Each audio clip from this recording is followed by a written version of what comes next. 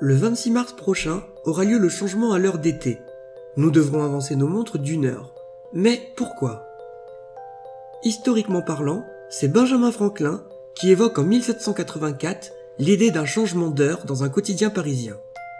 L'idée ne sera reprise qu'en 1907 par le Britannique William Wylett qui à l'époque démarre une lutte contre le gaspillage de la lumière.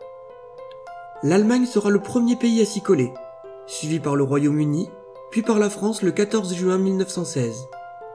Ces pays mettent en place un standard d'une avance d'1 heure sur le méridien de Greenwich. Alors, avant de poursuivre, petit point rapide sur les fuseaux horaires.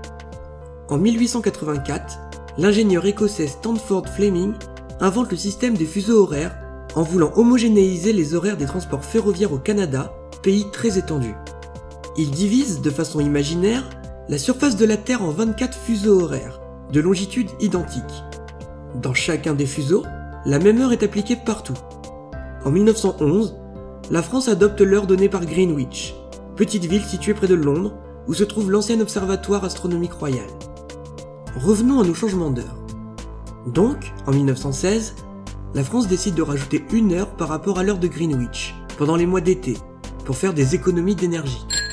Puis plus tard, en France, sous l'occupation de 1940, on pratique l'heure d'été avec une différence entre la zone libre et la zone occupée.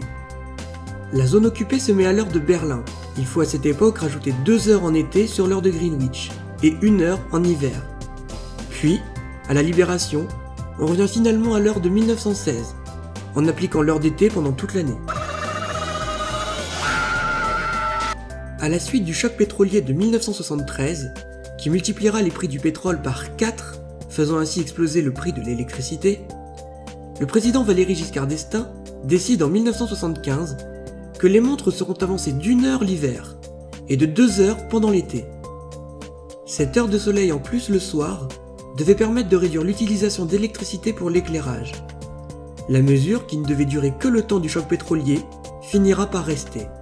Même si en France une étude réalisée estimait l'économie d'électricité en 2009 à environ 440 gigawatts, ce qui aurait ainsi diminué l'émission de plus de 44 000 tonnes de CO2, les effets du changement d'heure sur la consommation sont controversés, car la baisse de consommation d'éclairage pourrait être compensée par l'augmentation des besoins de chauffage le matin au début du printemps.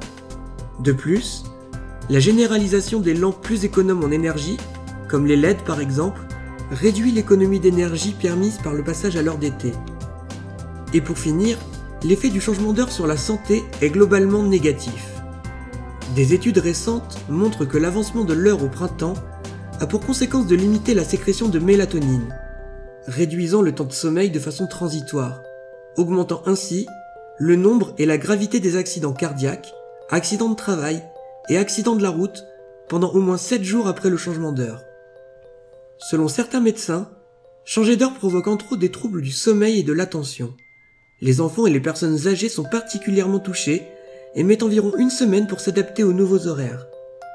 Une progression des suicides et de la consommation de somnifères a également été constatée en France depuis la crise pétrolière et l'instauration de l'heure d'été. Et bien que ces arguments aient suffi à des pays comme la Chine ou la Russie à renoncer au changement d'heure, la France, comme la majorité de l'Union européenne, refuse d'admettre que dans ce cas-ci, les inconvénients l'emportent face aux avantages.